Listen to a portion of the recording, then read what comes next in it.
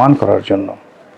আপনারা তো সবাই জানেন যে ডাক্তার জাহিদের সাথে রুমিন ফারহানার যে একটা স্ক্যান্ডাল, এটি নিয়ে মানে রুমিন ফারহানা বা জাহিদ কেউ কোনো কথা বলেননি, কিন্তু এই স্ক্যান্ডালটা সারা বাংলাদেশে মশহুর হয়ে গেছে। তার প্রেক্ষিতে রুমিন ফারহানা নদীর ওপারে আর অপর পারে জাহিদকে যখনই তুলে ধরা হলো, হিমালয়ের চূড়ায় বসানো হলো, এটা রুমিন ফারহানাকে অপমান করার জন্য। এতে কোনো যাকে বলা হয় সন্দেহ নেই। আবার অন্যদিকে রুমিন ফারহানার আরেকটি ব্যক্তিগত বিষয় নিয়ে জনাব তারেক রহমান সাহেব তার প্রতি কতটা বিরক্ত তিনি সেটা খুব ভালো করে জানেন। কাজেই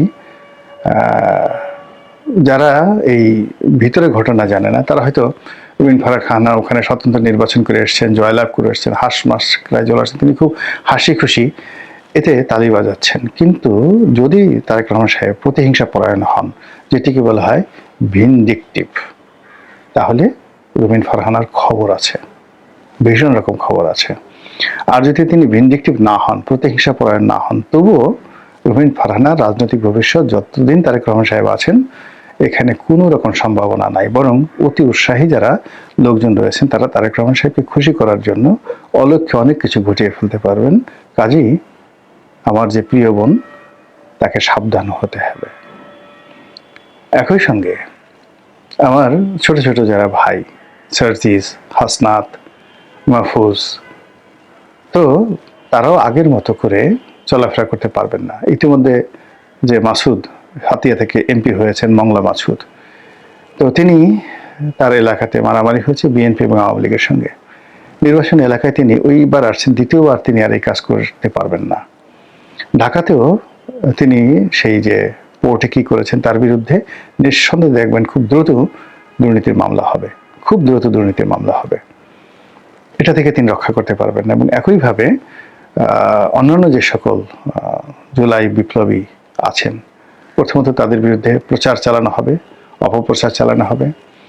তারপর তাদের ব্যক্তিগত জীবন নিয়ে নানা রকম প্রশ্ন করা হবে, তাদের ইমেজ সংকটে ফেলে দেওয়া হবে এবং একটা সময় তারা ধৈর্য হারিয়ে ফেলবেন। এবং ধৈর্য হারিয়ে ফেলানোর পরে একটা যে কোনো একটা অকারেন্স ঘটে গেলে এবং তার প্রেক্ষিতে যদি হুট করে সরকার একটা সিদ্ধান্ত নিয়ে ফেলে, কাউকে অ্যারেস্ট করে ফেলে, কারো কিছু বলার থাকবে না।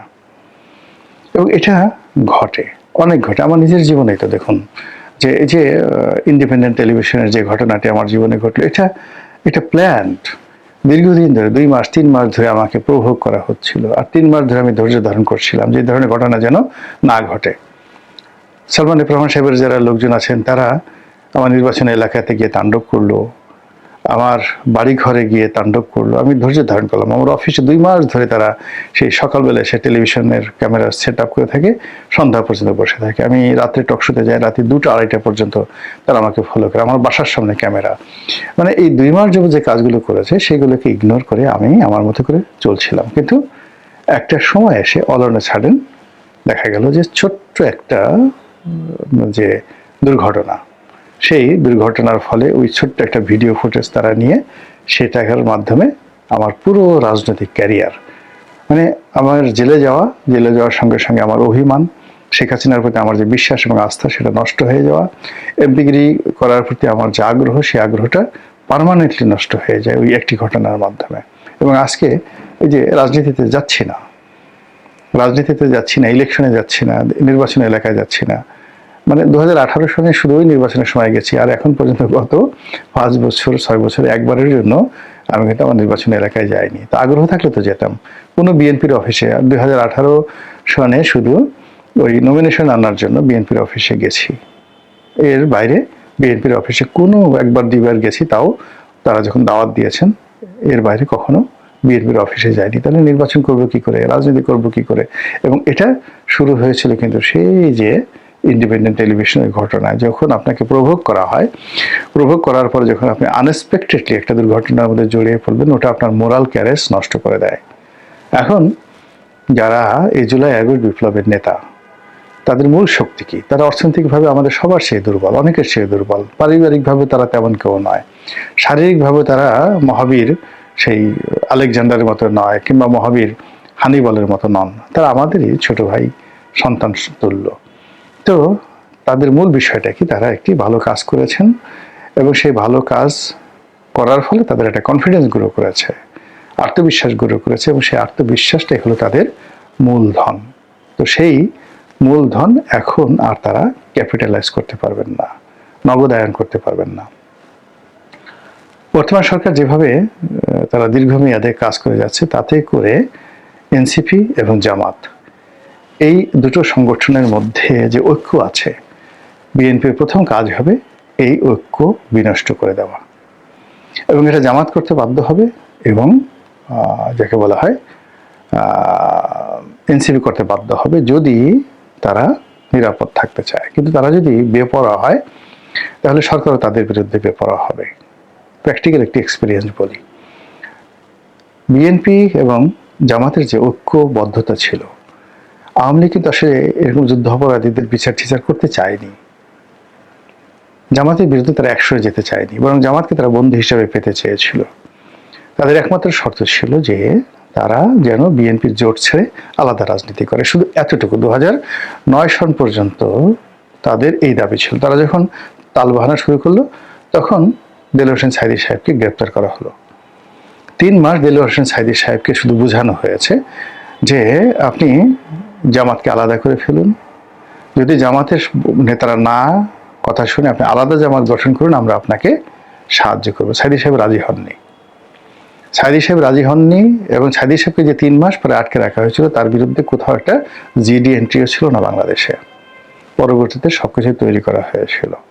তো এই যে দেখেন, জামাত এবং বিএনপির মধ্যে যে ভাঙন, এই ভাঙন সৃষ্টি করার জন্যই আওয়ামী লীগ জামাতের প্রতি নিষ্ঠুর হয়েছে, বিএনপির প্রতি নিষ্ঠুর হয়েছে। এর কারণ হলো, এই দুটো শক্তি যদি একত্র থাকতো, ওটি আওয়ামী লীগের স্বস্তিতে থাকতে দিত না, এবং সেই 2014 সনই তাদের পতন হতো। তো সেই দিক থেকে এখন এনসিপি আর জামাত যদি একত্র থাকে, এই দুটো শক্তি, মানে এই দুটো শক্তি হলো 24-এর যে গণ অভ্যুত্থান, সেই গণ অভ্যুত্থানের মূল মাস্টার মাইন্ড, নায়ক, এবং তারা মানে এই গণ অভ্যুত্থানের যত ক্যাপিটাল, এগুলো সবই তাদের হাতে। তো কাজেই তারা রাতারাতি যে শক্তি অর্জন করতে পারে, জনগণের কাতারে মিশে যেতে পারে, তাদের সবকিছু করার অভিজ্ঞতা আছে। দুটো সংগঠনে যারা আছেন, এরা anything they can do better than BNP. তো রাজপথে এদেরকে একত্রে রাখা বিএনপির জন্য কোনো অবস্থাতেই নিরাপদ নয়। তারা এখানে ভাঙন ধরানোর চেষ্টা করবেন, আর যদি না ভাঙে, তাহলে এই উভয় পক্ষের উপরই যে রাষ্ট্রীয় দমন পীড়ন যেটা হয়, এটি অনিবার্য, এতে কোনো সন্দেহ নেই। তাহলে সেক্ষেত্রে হাসনাত সার্জিসরা কি করবেন, রুমিন ফারহানা কি করবেন, জামাত কি করবেন, এটা তাদের, আমার শুধু কাজ ছিল বলা, আর বাকি তারা যে সিদ্ধান্ত নেবেন এটা তাদের বিষয়। আর সরকার যে কাজটি করবে, এতে কোনো সন্দেহ নেই। এর কারণ হলো, সরকারের এই জায়গাতে যদি জামাত থাকতো, রুমিন ফারহানা থাকতো, আওয়ামী লীগ থাকতো, তো তারা এই কাজটি করত। এটাই রাজনীতির গণিত, রাজনীতির ভাষা। ত্রয়োদশ জাতীয় সংসদ নির্বাচনের পর তড়িঘড়ি করে সরকার গঠন, প্রধানমন্ত্রী পদে তারেক রহমান সাহেবের অভিষেক, এবং ঘটা করে ক্ষমতা গ্রহণ, মন্ত্রী পরিষদের কার্যক্রম, এই জিনিসগুলো যখন চলছে, ঠিক সেই সময়টিতে পর্দার আড়ালে কি কি ঘটছে, আমরা খুব দ্রুত অনেকগুলো ঘটনা ঘটতে দেখলাম। সেনাবাহিনীতে কতগুলো গুরুত্বপূর্ণ পদে পরিবর্তন এলো, পুলিশের আইজি, মেট্রোপলিটন পুলিশ কমিশনার, তারপর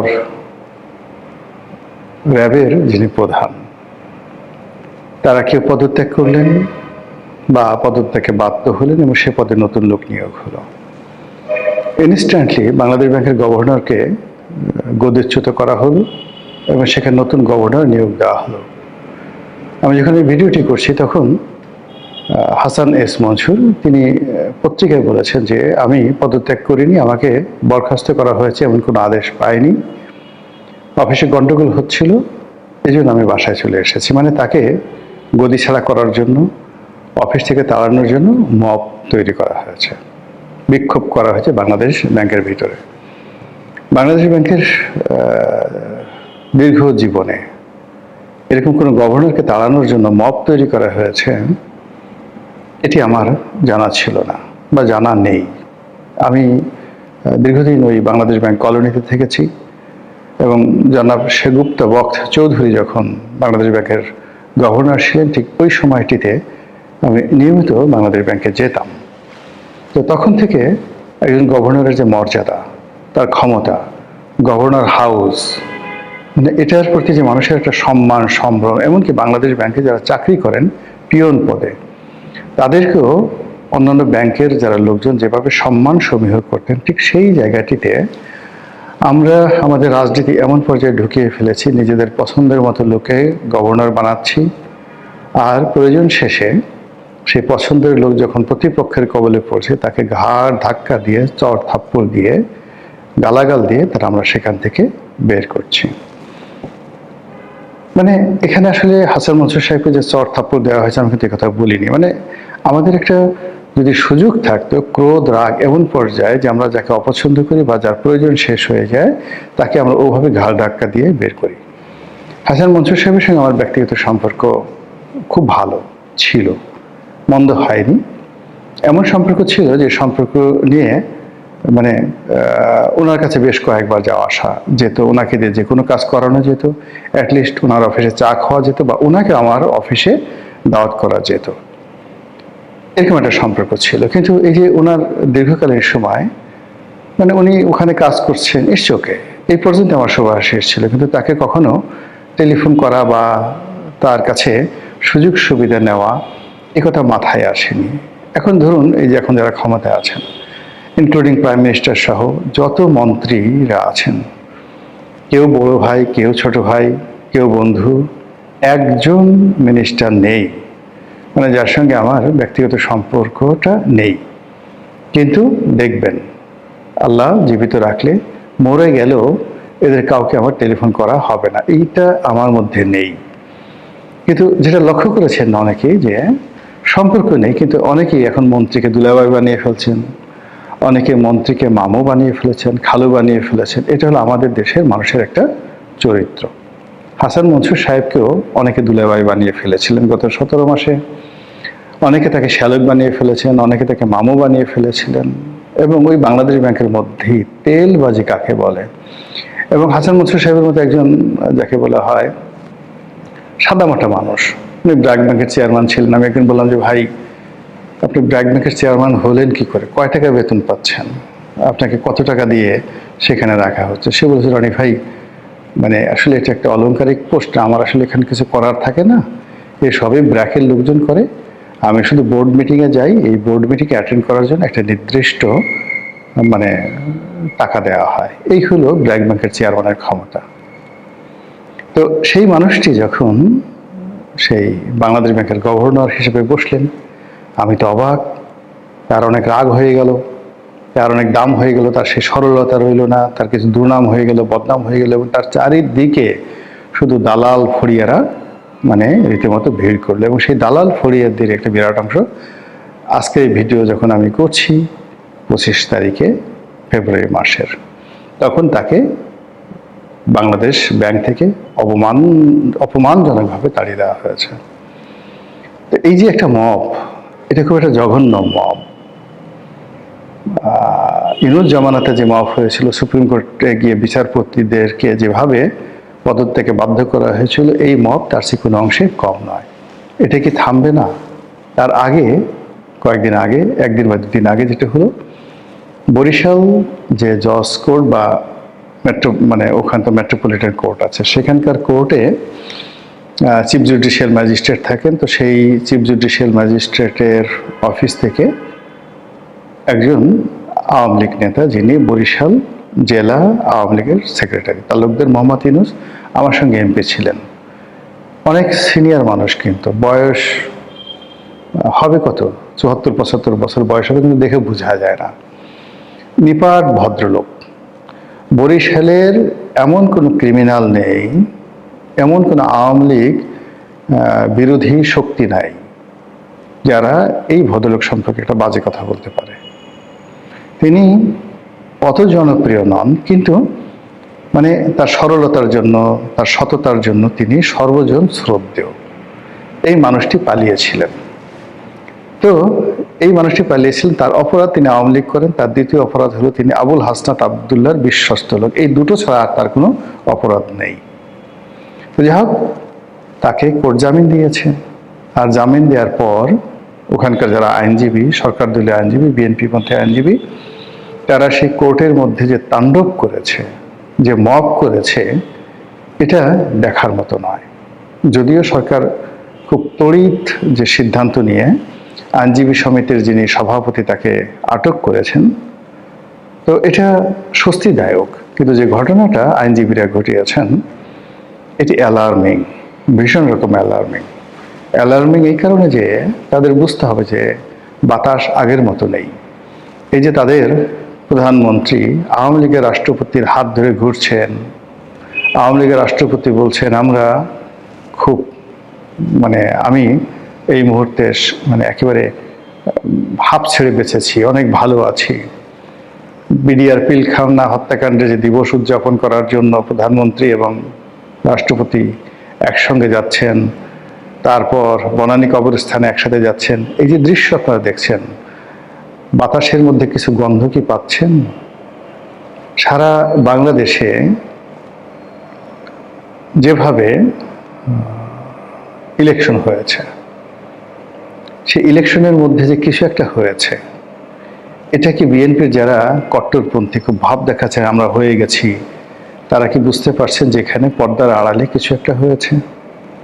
হঠাৎ করে তারেক রহমান সাহেব যে কয়দিন আগে বললেন যে তার দেশে আসাটা তার উপর নির্ভর করে না, তার মা অসুস্থ, মরণাপন্ন, হাসপাতালে, জ্ঞানহীন, ঠিক সেই সময়টাতে তিনি আসতে পারছেন না। আর অলনে ছাড়েন 25 তারিখে তিনি যে এসে গেলেন, হঠাৎ ঘোষণা দিলেন যে আমি আসছি।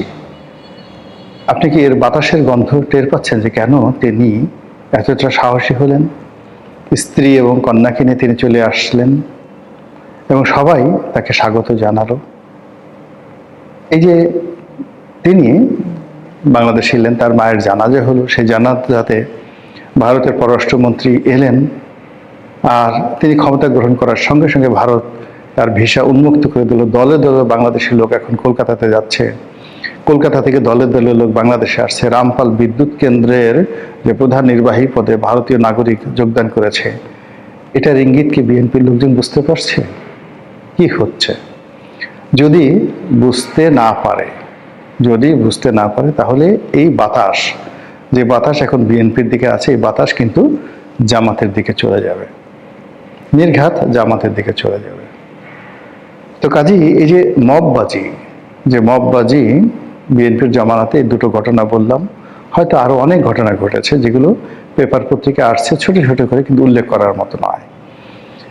যেমন এই যে মবটা যেখানে গভর্নরের সাথে হয়েছে, এই মব যদি পুলিশ বাহিনীতে মিস্টার সাজ্জাদের সাথে হতো, আমি সাজ্জাদ সাহেব যিনি আছেন মেট্রোপলিটন পুলিশ কমিশনার, সেই মেট্রোপলিটন পুলিশ কমিশনার পদত্যাগ করলেন, এটা আমি কোনো অবস্থাতে মেনে নিতে পারছি না। তাকে রেখে দেওয়া উচিত ছিল, তাকে মর্যাদা দেওয়া উচিত ছিল। বিএনপির এই মানুষটির প্রতি কৃতজ্ঞ থাকা উচিত ছিল, কারণ এই মানুষটি যমুনার সামনে যে ইনকিলাব মঞ্চের বিক্ষোভ সমাবেশ ছিল, আগে হাদির বিচার তারপরে নির্বাচন, এবং সেটা যদি এই একটি মানুষ যদি একটু ঢিল দিয়ে দিতেন, নির্বাচন হতো না, লিখে রাখতে পারে নির্বাচন হতো না। আমি তখনই তাকে নিয়ে একটা স্ট্যাটাস দিয়েছিলাম, এবং তিনি সেই ঘর থেকে একটা গেঞ্জি পরে, হাতে লাঠি নিয়ে, স্যান্ডেল পরে এসে যেভাবে সেই মব নিয়ন্ত্রণ করেছেন। যমুনা সামনে যে নাটক হচ্ছিল, এই গত 17 মাসে যমুনার সামনে অনেক নাটক হয়েছে, সেই নাটকের বিনিময়ে বহু ইতিহাসের যে পালা বদল হয়ে গেছে বাংলাদেশে। তো সেই নাটক করতে দেয়া হয়নি। যে সাজ্জাদ সাহেব এত বড় একটা কাজ করলেন, তার পুরস্কার কি হলো? বিএনপি ক্ষমতা আসার সঙ্গে সঙ্গে তিনি পদত্যাগ করতে বাধ্য হলেন। এটা ঠিক না। এই সময়টাতে এই যে বিএনপিতে ক্ষমতা আনার পিছনে মিস্টার বাহার আইজি, তার একটা বিরাট ভূমিকা ছিল। সঙ্গে সঙ্গে 15 দিন পরেও করা যেত, কিন্তু সঙ্গে সঙ্গে তাকে এখান থেকে বাদ দিতে হবে। এই কাজগুলো ভালো হয়নি।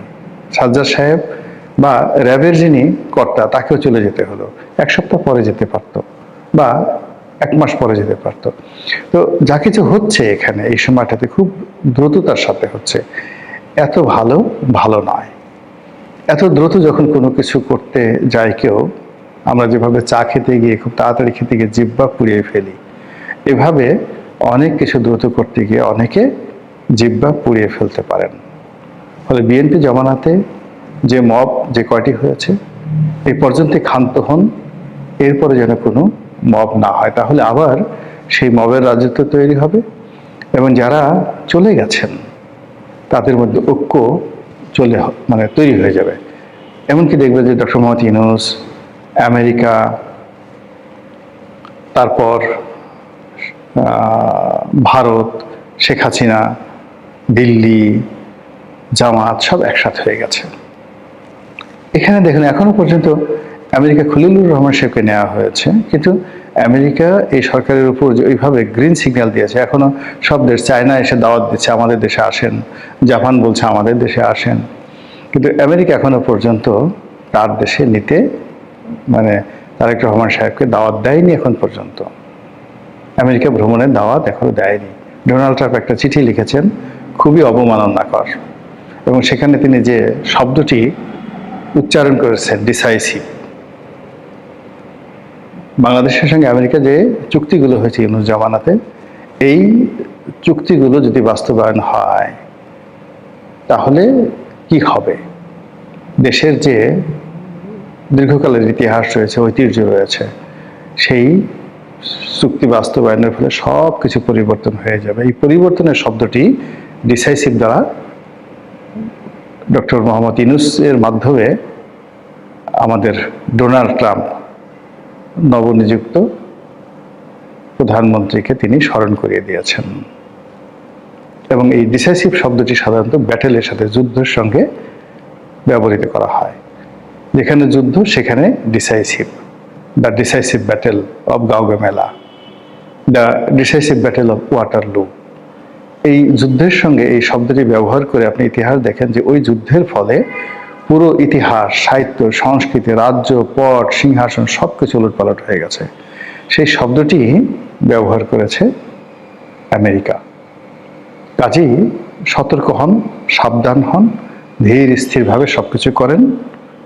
হয়তো আল্লাহ চাহে তো আপনাদের বরকত হলেও হতে পারে।